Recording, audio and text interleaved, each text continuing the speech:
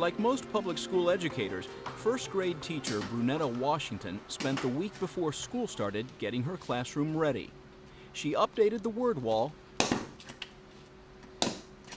organized the reading center, and got the listening center ready to go. But Miss Washington's classroom wouldn't be so well stocked if she didn't put some of her own money into it. So I've spent at least close to almost $300. And what did that buy you? That bought me my writing materials, my assessments, my supplemental aids, all the resources that I need for all my centers, and also the pencils and the paper.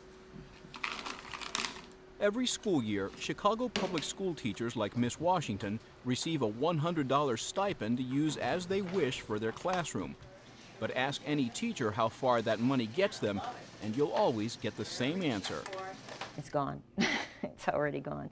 I'll be reimbursed for it sometime in February, but when there's the go back to school sales, I always hit it and I get my fresh supply of papers, pens, filing folders, loose leaf paper. Sometimes, especially when you're doing word problems, the arithmetic is extremely easy. While Illinois school budgets provide classrooms with many of the basics, such as textbooks, overhead projectors, and desks, there's quite a bit that is not funded.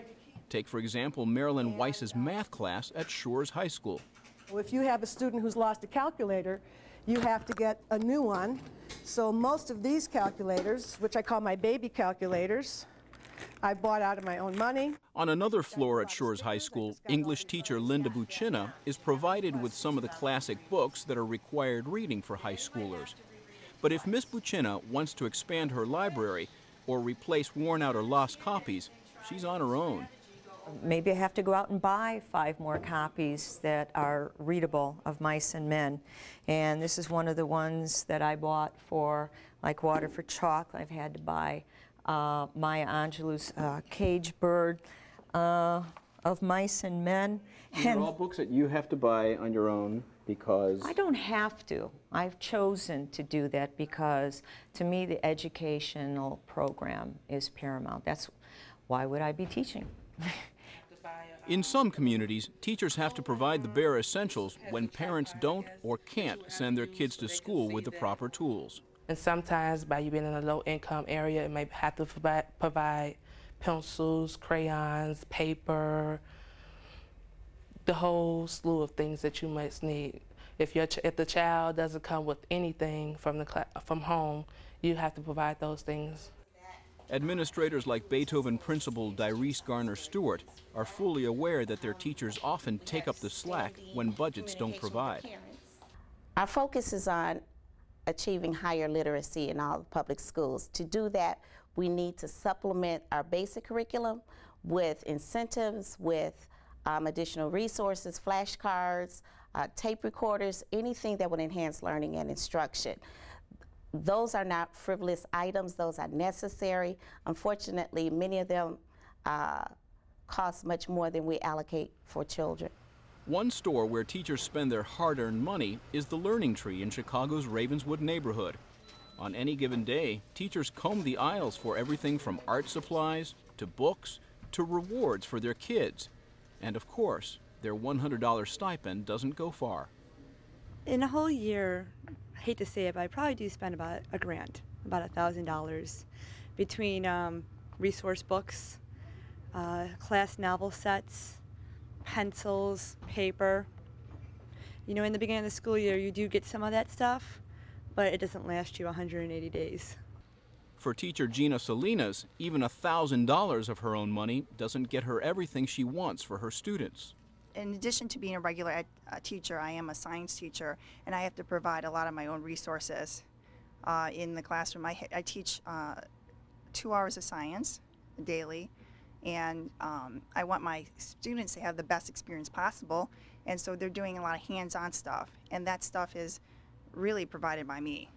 For the last 2 years, one organization has been helping teachers get the tools and materials they want.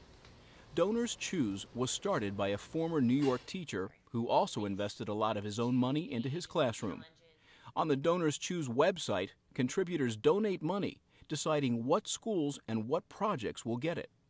The way the Donors Choose process works is that a donor makes a contribution to Donors Choose to a specific project, directing it to a specific project, and then Donors Choose has agreements and partnerships with vendors and purchasing agreements, and literally with a click of a button automatically purchase the materials that are then delivered directly to the school.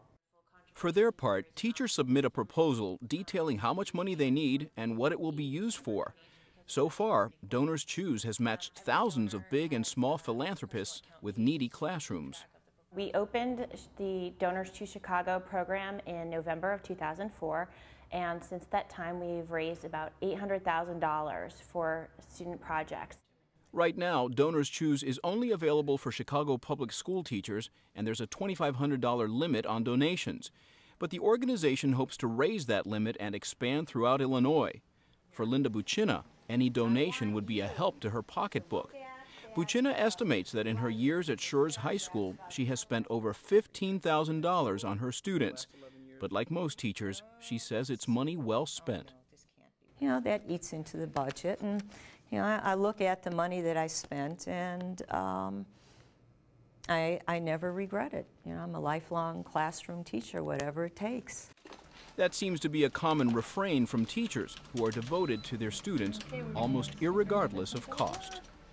I mean, I could choose not to do it, but I really would prefer that my students have the, you know, the best learning environment as possibly as they can. So I just make that sacrifice. But I do wish that we could get more than $100 a year. For Chicago Tonight, I'm Eddie Arruza.